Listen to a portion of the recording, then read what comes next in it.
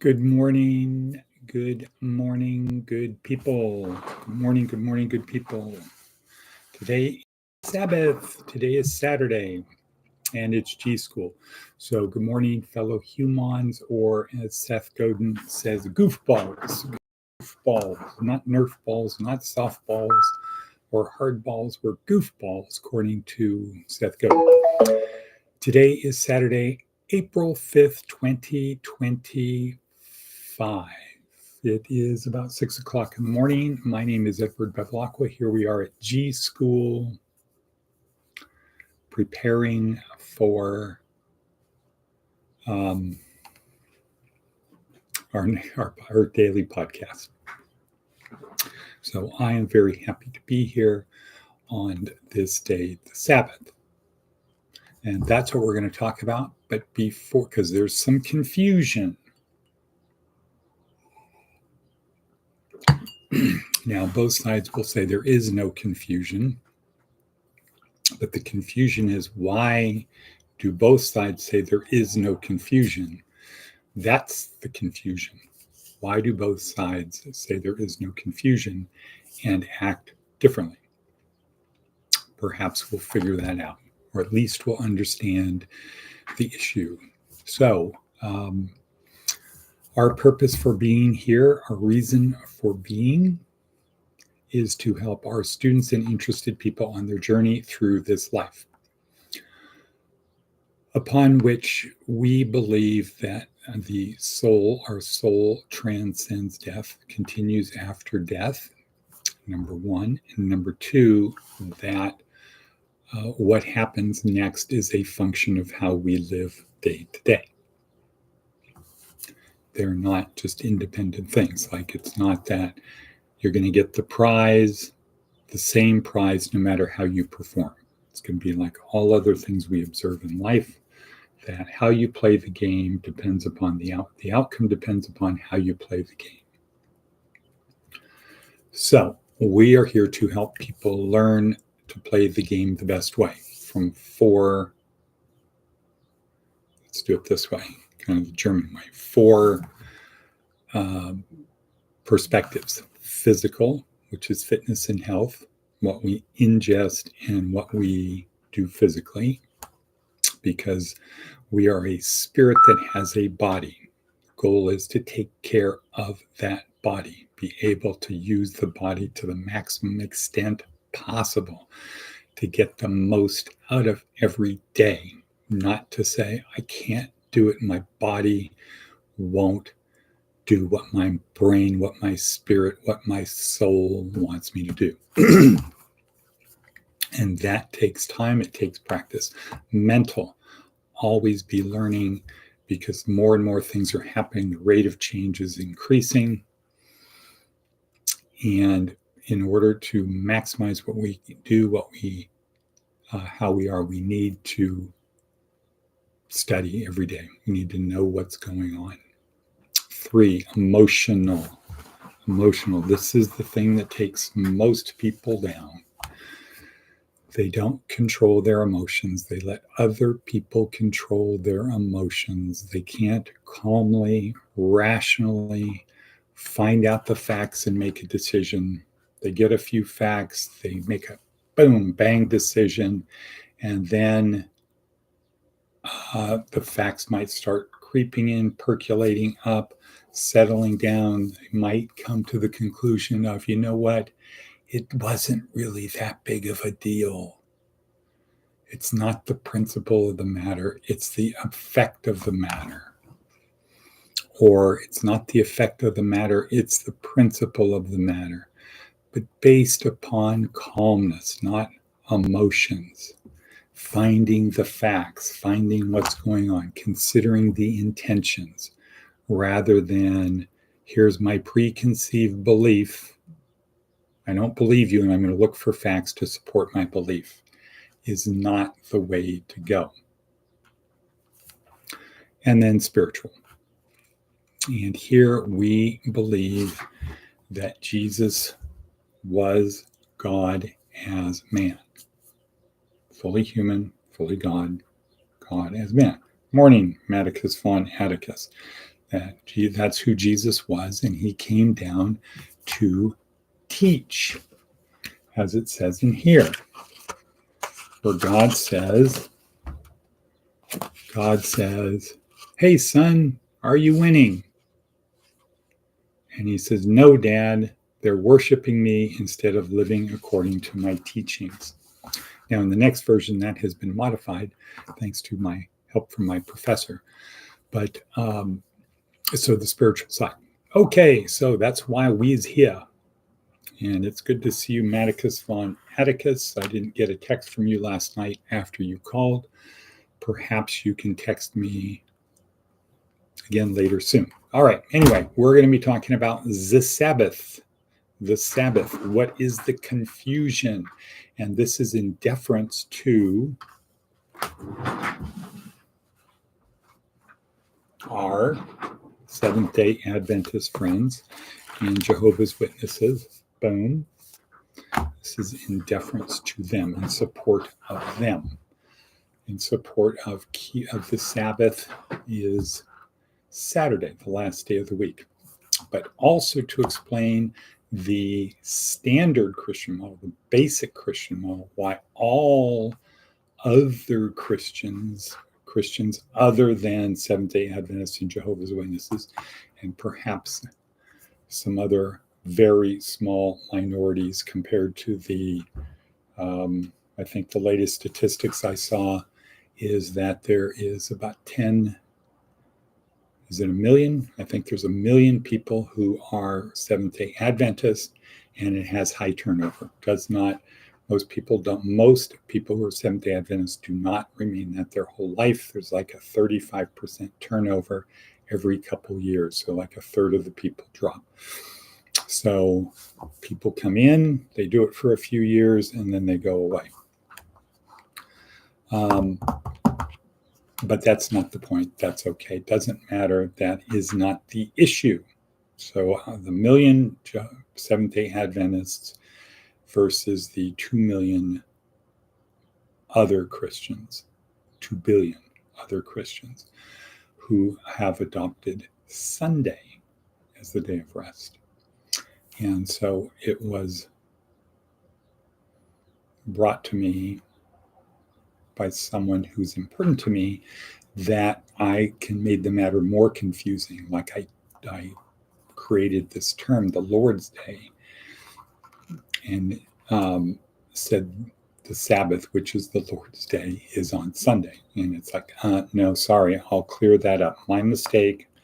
Mea culpa, mea maximum culpa.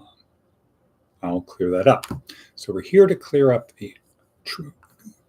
We're here to try to reduce confusion regarding the Sabbath.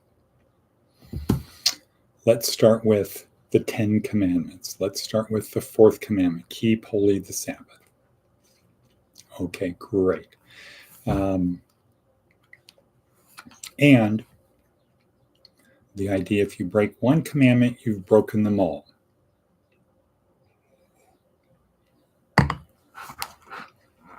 Pretty clear. I would say Seventh-day Adventists, Jehovah's Witnesses are like, case closed. Mic drop. Keep holy the Sabbath. It's a commandment. It's one of the 10 commandments. Keep holy the Sabbath. Okay. So what happened? What are the Christians who should know, who would know, say about that? Well, the basic thing that the Christians say is that the Gentiles are not covered by the 10 commandments. Those were for the chosen people. We were grafted in. We are not Jewish. We're not Jewish. Now, the early church was primarily like day one. It's primarily Jews who saw Jesus as the Messiah. And that was the controversy. 5 years later, along comes Paul. His big push is going to the Gentiles. Okay. Now,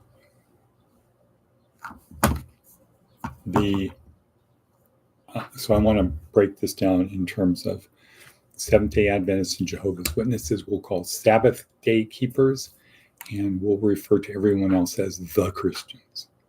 Okay, so we're not saying Seventh-day Adventists and Jehovah's Witnesses are not Christians.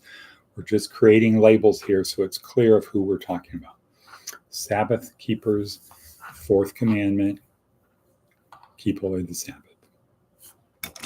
And there is what happened to my microphone? New mic drop. Boom. Keep holy the Sabbath. Mic drop. Okay. Christians don't keep holy Saturday, the Sabbath, the seventh day. So they created a new day. And we'll go back to when Constantine made Christianity not illegal. He went from it being illegal to legal.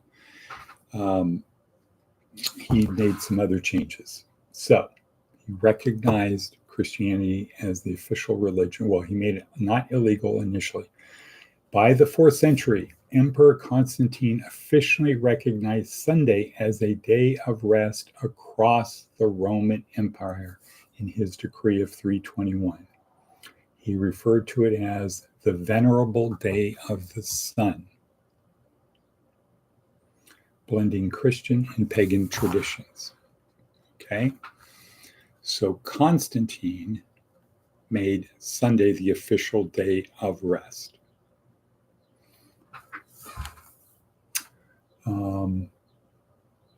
Now, for the Christian church, they built Christianity, separating Christianity from Judaism. Judaism's here, separating that. They said, well, we're going to make the next day the first day of the week, and we're going to call it the Lord's Day, because Jesus was resurrected on that day. We're going to recognize the resurrection because all of Christianity depends upon the resurrection. Judaism depends upon the 10 Commandments and the 600 and some, whatever it is, other laws. This is Christianity. Our day, the Lord's Day, is the day of the resurrection. That's the Lord's Day. And the Lord doesn't mean God. The Lord means Jesus. That is the day of the resurrection. And scripturally, they rely upon John 20, chapter 20, verse 1, which talks about that's the day Mary went to the tomb and found the body missing. That was the resurrection. And the early Christian church also began gathering on Sunday to commemorate the resurrection, which occurred on the first day of the week. So they're Jews, they recognize Sabbath, and they also recognize the day of the resurrection. So there were kind of like 2 days. Next, Acts 27, chapter 20, verse 7, mentions Christians assembling on the first day of the week to break bread, indicating early Sunday worshiping practice. Similarly, writing in the refer to Sunday as the Lord's Day, the Didache, D-I-D-A-C-H-E. Late first century referred to Sunday as the Lord's Day for gathering and thanksgiving. So at the end of the first century, so before the year 100 AD, so within 70 years of Jesus' death, the D-I-D-A-C-H-E, some document, referred to Sunday as the Lord's Day. So that's where the historical basis of the Lord's Day, where it came from.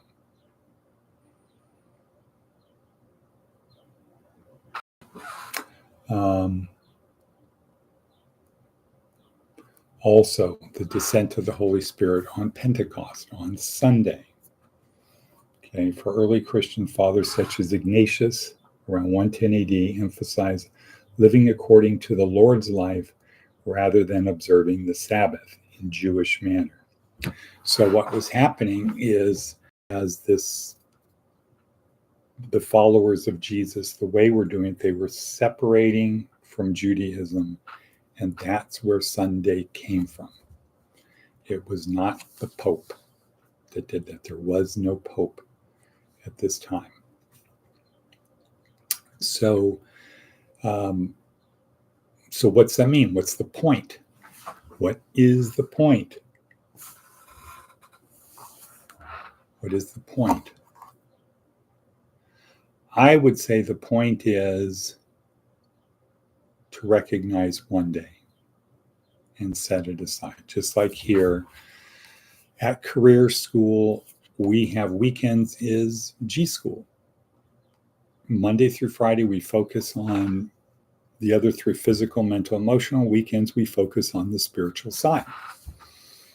And I don't think a society would work if everybody had to stop working on the Sabbath. So there's been no police, no fire, no hospitals, no stores, no nothing. Everybody just hunkers down at home.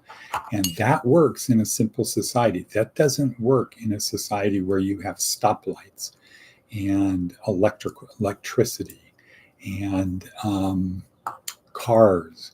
It doesn't work in a society where everything is closed on Sunday because everybody has to hunker down at home and study. Further, if we look at what Jesus' behavior was and what he said when he was challenged by his persecutors, the Pharisees and Sadducees, the Sabbath was made for man. Man was not made for the Sabbath. And Jesus pointed out to the Sabbath keepers that they did things on the Sabbath, including, but you could think, well, that could wait one day. But in observance of the laws, they did things on the Sabbath. And then in the Old Testament, David breaking the Sabbath. So the Sabbath, you could say the Sabbath keepers have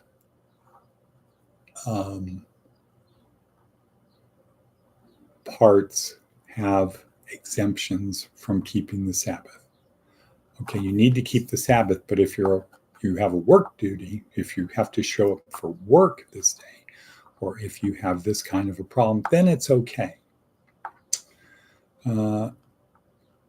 Perhaps a better thing is you need to have one day, just at least one day. Throughout all days, you should be in the Spirit, but you need to set aside at least one day. Not a particular day, because if you go around the world, that day is a different day. It's not like everybody in the whole world is not working on this day, right? You have different time zones. So some people are in the Sabbath time zone, or even in the United States, where we have at least four, maybe 5 time zones throughout the year. The Sabbath starts at different times, sundown, right? Sundown and sunrise. So the Sabbath changes. So some people could be observing the Sabbath and you're on the phone to you because it's the Sabbath where I am. Well, it's not the Sabbath where I am, so I can talk to you, but you. And then the further away you get, it's like tomorrow. Across the better, simpler, easier to understand would be keep one day holy. Set aside one day to show God the first greatest commandment, which is love God with all your heart and mind and soul. Be in the Spirit all the time, but set aside one day. Now, note, parenthetical, I keep my day is Saturday. I am a Sabbath keeper. That's what I believe. So if there's anything about that, that's okay. Okay, I just want to be clear. It makes it hard because other people, Saturday is a work day. Life goes on Saturdays. So it's hard to keep the Sabbath when most of the people, 99 out of every 100 people, do not observe any day. And 98 use Sunday as the day of rest. Okay, anyway, 20 minutes in. Hope that settles some of the confusion. I am a Sabbath keeper and a Sunday day. Nothing against having 2 days, right? If one is good, 2 is better. 1 is none and 2 is 1. So I try to do it. Keeping the spirit throughout the day. Number 1, contemplative in action, contemplative in action, number 1. 2, keep holy the Sabbath, so minimal stuff on Saturday. And 3, observe the Lord's Day. So the Lord's Day is an official day for the Christians as Sunday, the first day of the week. They're not changing the Sabbath to Sunday. They recognize the Sabbath is Saturday. That's a Jewish thing. That's the Old Testament. We as Christians honor the Lord's Day. And if you want to do both, that's even better. It's not an either or, it's not binary. Okay, so apologies for the length of this. We'll fix it in editing, right? Okay, good. We'll fix it in editing. And with that, I will see you this morning in church. Okay, with that, we'll say good day and hello, Miss Tranquil, wherever you are.